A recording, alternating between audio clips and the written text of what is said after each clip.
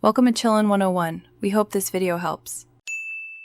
In this video, I will explain how to make a zombie form. First, gather your essential supplies. You will need old, tattered clothing, a variety of makeup shades including greens, grays, and reds, and liquid latex for skin effects. Also, prepare tools like scissors, sponges, and a small brush. Make sure your workspace is well ventilated and protected, as some materials can be messy or have strong odors. This preparation is key for a successful transformation. Next, let's create those gruesome zombie wounds.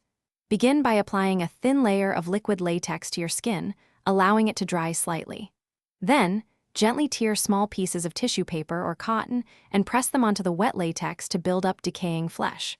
Apply more latex over these pieces to secure them. Use a blunt tool to sculpt realistic gashes and bite marks, pulling the edges apart for a truly horrifying effect. This step adds significant depth. Now, it is time to bring your zombie to life with color.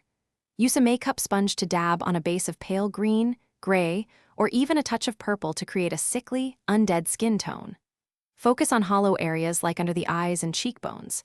Then, apply dark reds and browns to simulate dried blood, bruising, and festering wounds. Finish by adding subtle details such as visible veins with a thin brush and smudging dirt for an authentic, decaying look. Finally, complete your zombie transformation by distressing your clothing. Take old garments and strategically rip and tear them, focusing on areas like the sleeves, collar, and hems to create a worn and tattered appearance. Then, liberally apply fake blood, dirt, and grime to the fabric for an authentic, recently unearthed look.